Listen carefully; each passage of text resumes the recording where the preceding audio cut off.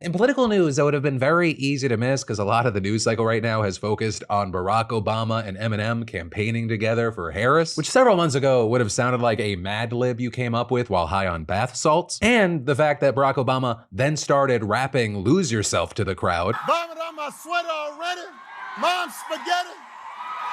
I'm nervous, but on the surface I look calm and ready to drop bombs, but I keep on forgetting. But right now, we gotta talk about Tim Walz. And that, one, because of the way he went after Elon Musk, and two, because of these troubling lies that are being spread about him by Russia. But starting with the Musk stuff, you had a clip of him at a rally in Wisconsin yesterday, making the rounds. Elon's on that stage, jumping around, skipping like a dipshit on these things. You know it. Tim, when your advisors told you to stop calling them weird, they didn't mean say that. Also, truthfully, before anyone starts clutching their pearls, I can't believe Walz said this. Trump, just a few days ago, while on stage, in front of the cameras, said Kamala Harris was a shit vice president. His words. With him also yesterday calling her slow, stupid, insinuating she was drinking or on drugs and that she was lazy as hell, which is really wild. And not even because it's not true, which it's not, but if it was true, this person that you're describing crushed you in the fucking debate. There's a good reason why you declined doing a second debate and you've just stuck to rallies and podcasts. Like, I'm not even gonna call you scared. That's just smart. If I had to be Donald Trump from here to election day, yeah, I'm not facing Kamala again. I'm going on fucking Joe Rogan. But going back to Tim Walz, right? It wasn't just him name calling, or you had Walz criticizing Musk's growing influence in the Republican Party, jokingly calling him Trump's real running mate and saying, think about that. That guy is literally the richest man in the world, spending millions of dollars to help Donald Trump buy an election. Now look, they're saying the quiet parts out loud now because Donald Trump has already promised that he would put Elon in charge of government regulations that oversee the businesses that Elon runs. That's a hell of a buy. He could spend billions to make more than 10 billion on the back end. So in other words, Donald Trump, in front of the eyes of the American public, is promising corruption.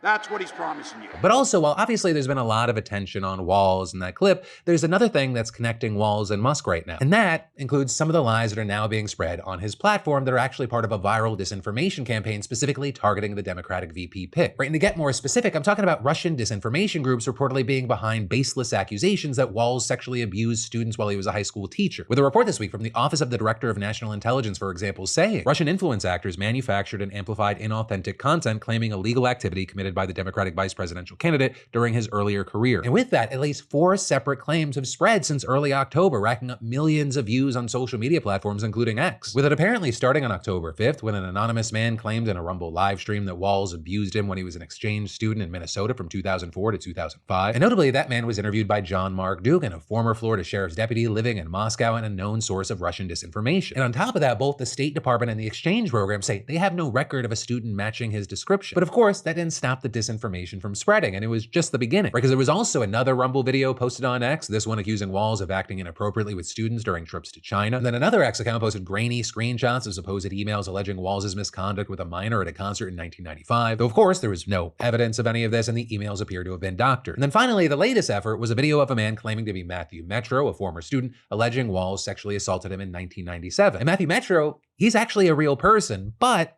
that wasn't him, right? And we know that because the Washington Post actually interviewed the real guy who not only said Walz never abused him, but they'd never even met. And so with all that, according to researchers at Clemson University, at least 2 of these 4 claims seem to be directly linked to a Kremlin-backed troll farm known as Storm 1560, which as it turns out is also the same group that spread a video with a woman falsely claiming to be the victim of a hit-and-run accident by Kamala Harris. And while yeah, this Walz stuff has been gaining traction, it's just the tip of the iceberg. With, for example, a recent NBC investigation finding that this group has been behind at least 50 false narratives launched since last fall. And their efforts have been to do things like lower support for Ukraine, increase support for Trump, and spread lies about Harris. And in fact, all of this is just one small part of the overall effort by foreign powers to interfere. We're seeing intelligence officials right now warning that Russia, as well as Iran and China, they may be planning to create chaos even after the election. Though with all this, it's not just foreign powers we have to blame for creating chaos, right? For example, Republicans have in many cases successfully pushed companies to stop fighting election misinformation. Right? With Meta, for example, we saw Mark Zuckerberg announcing a change in the company's policies this summer, with them saying that they'd no longer temporarily demote US content while waiting for fact checkers. And then Musk, I don't know if you've been on X recently. There is a reason you have people describing his takeover of Twitter as perhaps the single biggest factor in today's disinformation landscape. Right? Because not only did he take apart the platform's teams that flagged false or hateful content and reinstated users who had been banned for violating company rules, he's also been out there actively spreading misinformation himself. Right? I mean, just last week he echoed the debunked claim the Dominion voting systems rigged the count in 2020. And very notably, a recent study also found that he played an outsized role in amplifying content promoted by Tenet Media, which, if you don't remember, was accused last month of covertly using $10 million in laundered funds from Russia to pay right-wing media personalities like Dave Rubin, Benny Johnson, and Tim Pool. In fact, at least 70 times from September 2023 to September of 2024, Musk responded to or shared accounts linked to Tenet to his followers on X, and many of those related to this year's election. Which, to bring this segment to a close, regarding this year's election, remember to vote. If you can vote early, get that shit out of the way. If you need any information, go to vote.org, because the bad actors out there, and unfortunately there is no